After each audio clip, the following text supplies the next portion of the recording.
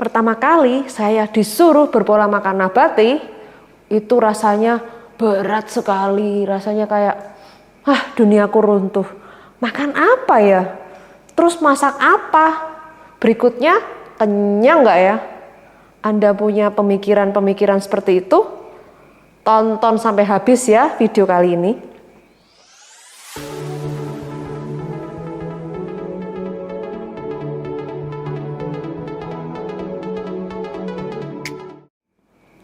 Teman-teman, sebelumnya saya membahas mengenai dampak positif berpola makan nabati.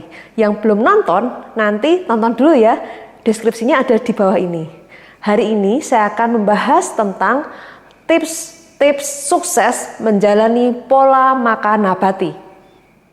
Buat teman-teman yang baru pertama kali datang ke channel YouTube kami ucapkan selamat datang.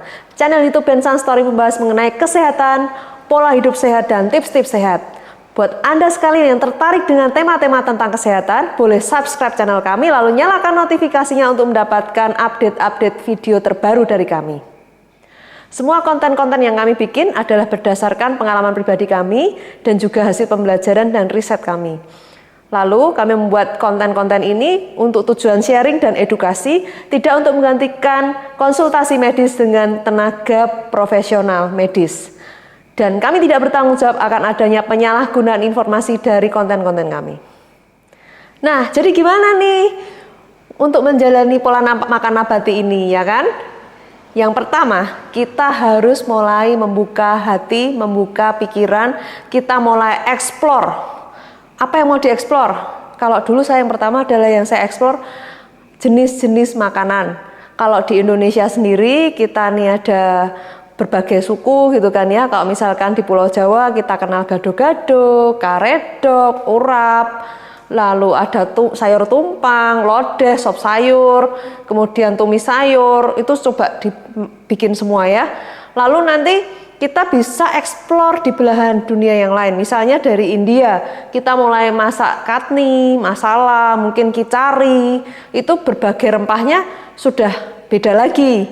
Lalu kita bisa ke Mediterranean food. Contohnya kita masak falafel, hummus, salad. Kalau western itu biasanya kita makan salad. Salad pun berbagai dressing ya.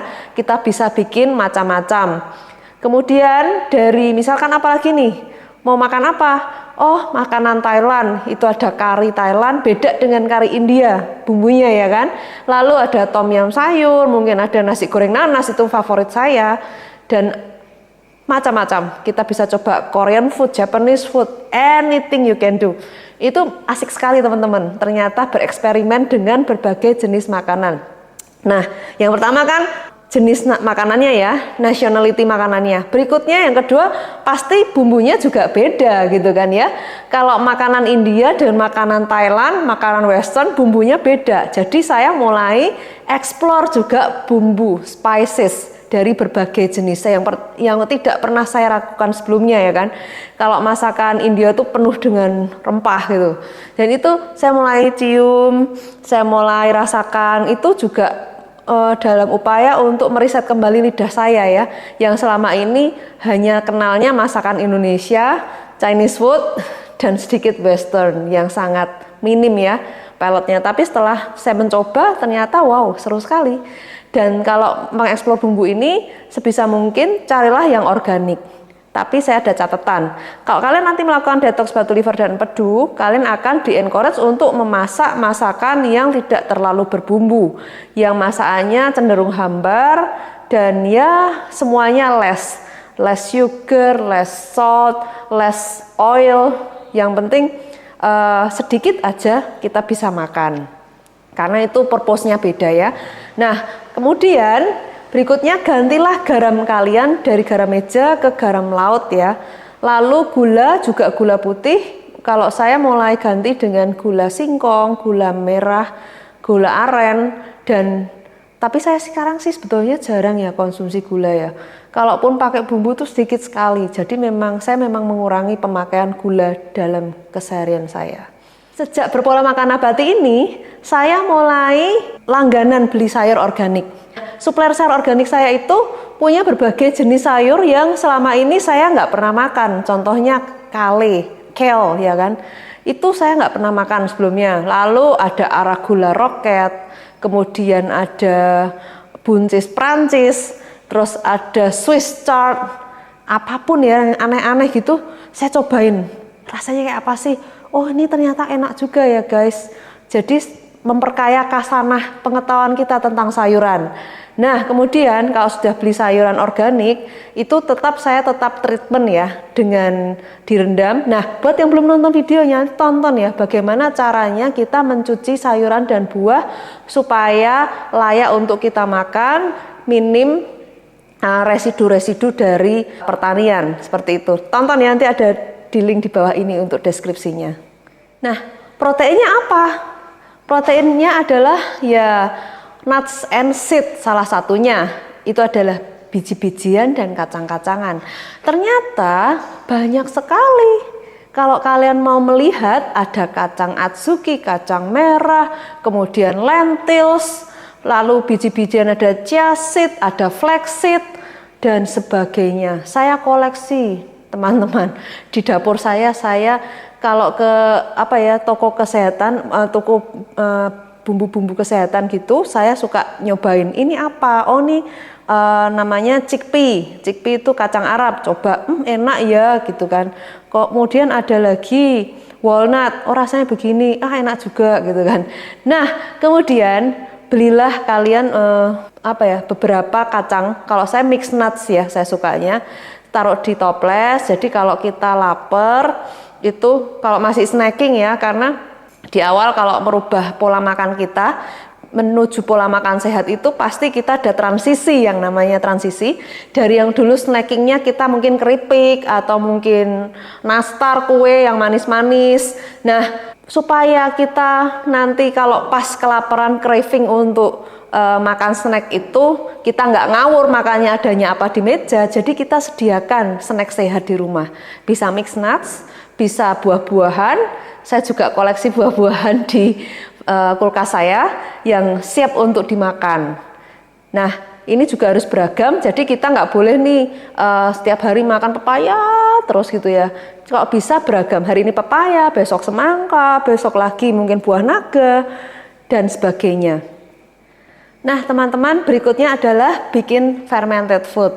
Fermented food ini bisa mulai dari yang gampang banget, yaitu sauerkraut. Bahannya itu hanya kol dan garam dan toples. Itu bisa bikin sendiri.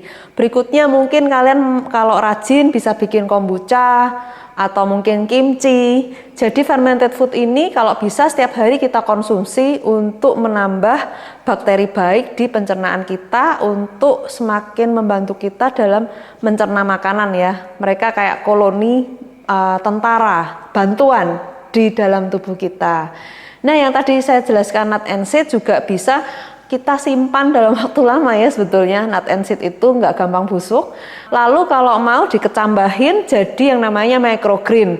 Nah ini sudah beda lagi nih, microgreen ini DIY yang lain nih. Kalau kalian suka bikin-bikin, seru juga teman-teman. Untuk tahap alam menjalani pola makan nabati, yang perlu kita lakukan adalah preparation. Preparation ini yang saya lakukan awal-awal adalah bikin food diary. Mau masak apa selama seminggu ke depan. Jadi saya bikin satu hari satu masakan. Jadi saya bilang misalnya Senin masak pecel, hari Selasa masak tumis sayur. Nah itu nanti setelah seminggu kita dapat mau masak apa, itu akan ngefek juga dengan belanja kita, groceriesnya. Kita nanti misalnya hari Minggu kita ke mana, supermarket atau ke pasar gitu, mulai nih, oh mau masak ini, bumbunya ini, sayurnya ini, mulai belanja. Jadi supaya kita nggak panic attack ya nanti ya. Oh mau masak ini, tapi mau masak gado-gado, tapi aku nggak punya kentangnya nih. Aduh rasanya di hati kurang nyaman begitu. Jadi itu juga salah satu tantangannya. Kalau memang ada ingredients yang kita terlewat, tetap aja masak, nggak apa-apa. Nggak usah kita menyerah gitu ya. It's okay, kita coba rasanya. Oh kurang begini, kurang begitu. Nanti lama-lama palet lidah kita akan terbiasa. Berikutnya, ketika berpola makan nabati, di mindset saya waktu itu, aduh kenyang nggak ya gitu. Salah satu triknya adalah minum. Meskipun ini juga penting juga ya teman-teman ya. Minum itu kewajiban untuk tubuh kita. Sehari minimal 2 liter. Kalau saya dan suami minimal 3 liter. Ini, minum air ini cukup membantu untuk mengurangi craving, kelaparan ya, atau keinginan untuk snacking. Karena ketika kita minum dulu sebelum makan siang, misalnya sebelum makan pagi kita minum, itu kan rasa laparnya nggak selapar sebelum kita melakukan aktivitas minum, betul kan ya? Make sense kan ya? Makanya minum sehari minimal 2 liter. Beli tumbler yang gede yang ada jam-jamnya begitu, 1 jam sekali kita minum. Nanti akan nggak berasa sendiri, tiba-tiba at the end of the day kita sudah habis 1 tumbler. Kita makanannya sudah organik, bumbunya, sayurnya udah yang terbaik, ya kan, yang organik juga. Terus kita udah rendam, kita perlakukan dengan spesial. Lalu alat masaknya ini juga penting guys. Mari kita ganti dengan yang toxic free juga, yaitu dari bahan stainless. Kalau saya pakai stainless 316 Ti. Nah, itu memang salah satu bahan untuk peralatan medis. Jadi kenapa dipilih bahan ini? Karena ini aman dan tidak bereaksi menjadikan toksik pada suhu tinggi kalau kita masak kan ya. Berikutnya nutrisi pada masakannya itu, sayur-sayurnya itu tetap terjaga. Jadi kalau masak itu tetap fresh sayurnya, cakep warnanya, masih hijaunya masih keren. Kalau Anda masih punya lahan kosong di rumah, boleh mulai menanam bumbu-bumbu dapur. Contohnya ada kunyit, jahe, lalu serai, ya kan? Atau cabai. Nah, kalau kalian punya lahan yang luas, boleh mulai menanam sedikit-sedikit sayuran ya, yang tentunya dengan cara yang organik. Rasanya kalau kita menanam sendiri itu ada timbul kepuasan dalam hati. Wah, sayurku sudah tumbuh. Terus yang masak juga lebih senang ya, karena itu adalah hasil karya sendiri. Dan tahukah Anda, sayuran yang fresh dipetik terus kita langsung masak itu nutrisinya juga lebih maksimal sebetulnya. Karena dibandingkan dengan yang sudah habis dipetik, kemudian dibawa ke pasar atau ke supermarket, kemudian nunggu berapa hari baru laku gitu kan ya. Jadi bagaimanapun juga nilai nutrisinya juga sudah mulai menurun sebetulnya. Makanya pilihlah sayuran yang fresh juga kalau kalian belanja di supermarket ataupun pasar.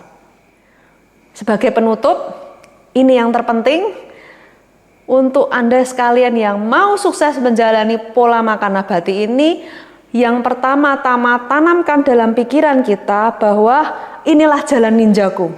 Bahwa pola makan nabati ini akan menghantarkan saya menuju suatu tubuh yang sehat. Harapannya kita berumur panjang dengan tubuh yang prima, jadi bukan berumur panjang tapi sakit-sakitan ya kan. Terus kemudian tubuh saya menjadi lebih bugar, terbebas dari segala penyakit yang tadinya ada masalah kesehatan jadi menghilang. Jadi kita harus meyakini betul bahwa ini adalah salah satu jalannya gitu. Karena itu adalah yang saya lakukan waktu saya menjalani pola makan nabati, dan karena suami saya juga punya masalah autoimun dan dia memilih jalan ini juga. Dan kita sudah melihat hasilnya.